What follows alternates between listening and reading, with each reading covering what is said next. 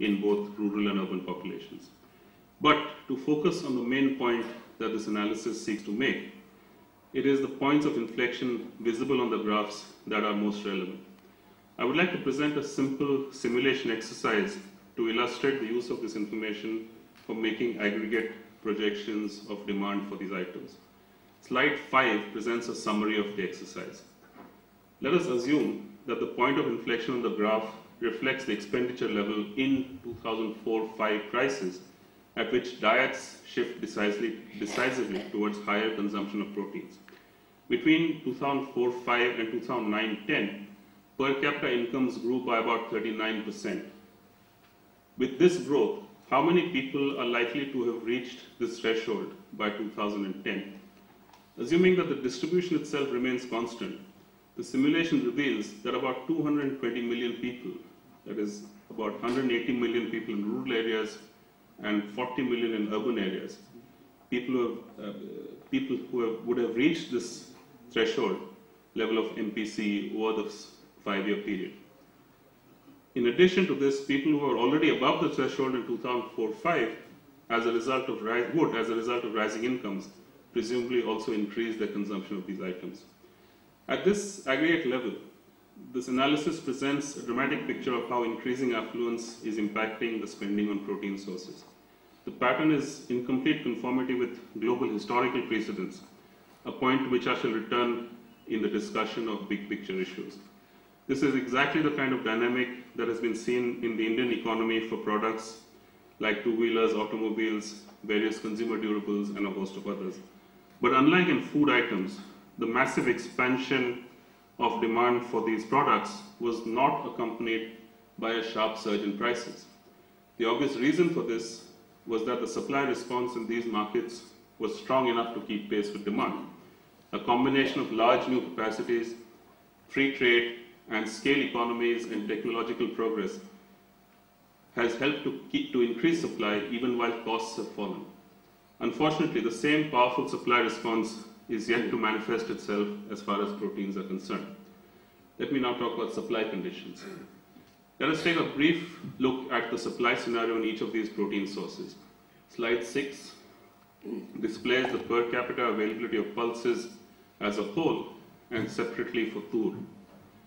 This is a story of long-term decline in availability in which production has not been able to keep pace with population growth, let alone increasing affluence, and consequently greater demand for both pulses as a whole and tur in particular.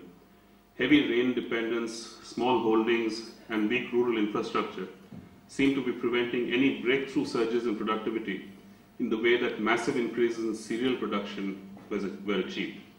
Slide 7 shows just how volatile the supply situation in pulses is. As regards production and yield, there is a reassuring trend towards stable growth during the past couple of years at the aggregate level. However, the disaggregate picture shows that individual pulses are subject to relatively high production volatility, which, given the relatively low degree of substitutability that is visible in pulse consumption, inevitably contributes to price volatility. Overall, if the very recent trend in aggregate production is sustained, supply constraints will ease. Going by the past record, however, there do not appear to be in persistent phases of output growth, which indicates the difficulty of achieving a breakthrough. One option is to import pulses, since very few other countries produce and consume significant quantities of this item, and certainly tur is virtually unique to India.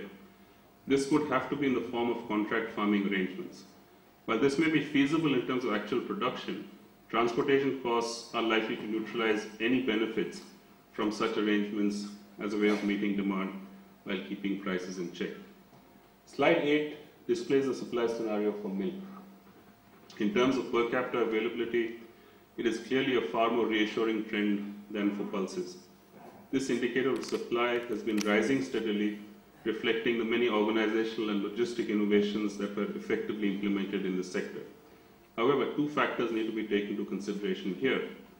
One, the second graph on the slide indicates that the growth rate of milk production is declining and volatile. Two, returning to the demand perspective, milk is the most significant source of protein, it appears from the expenditure data, in most significant source of protein in expenditure terms for most households. Since it is directly related to the age composition of households, the preponderance of growing children and young adults is likely to boost the demand for milk, all other factors remaining equal. With a sustained increase in demand, slowing growth and volatile production will clearly have an impact on prices. Slide 9 provides one explanation for why the milk supply situation may be turning adverse. Oil cake is a significant component of cattle feed, and its price clearly has an impact on the cost of production of milk.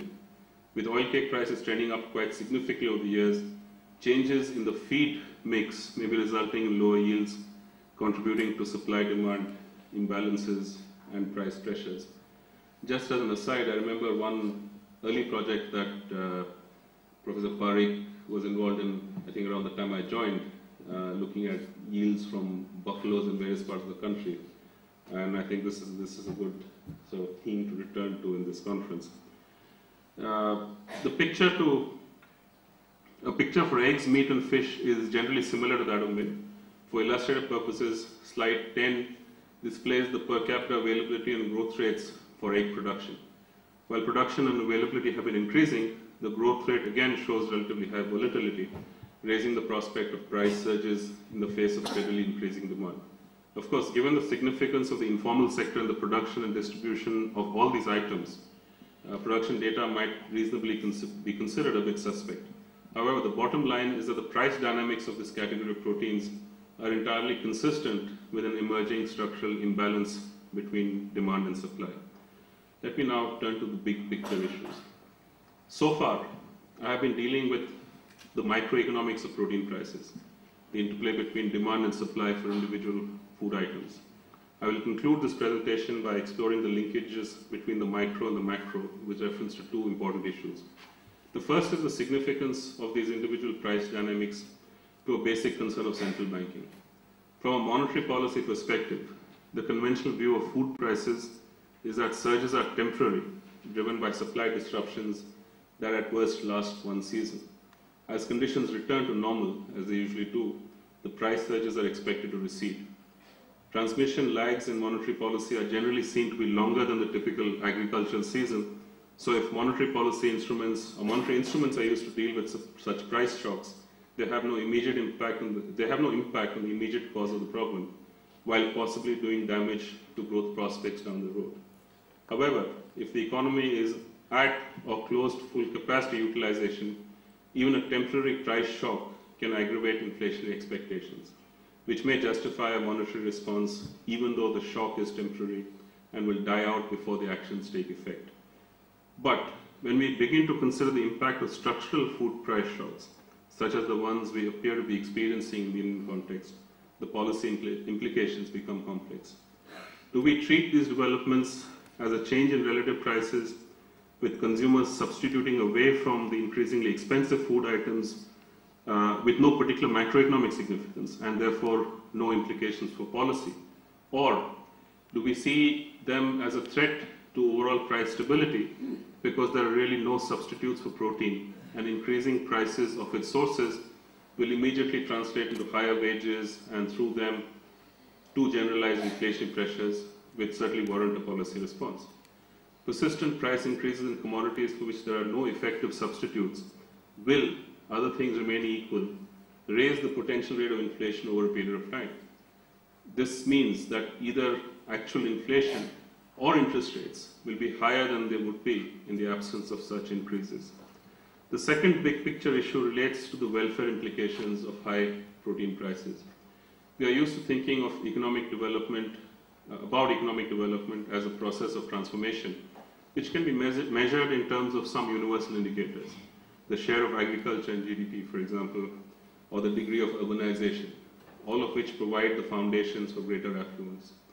But there is also a strong nutritional dimension to development.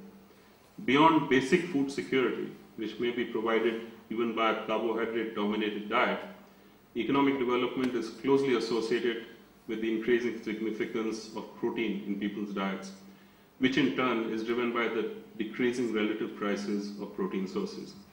India has certainly experienced phases when this has taken place. For example, the surge in milk production that was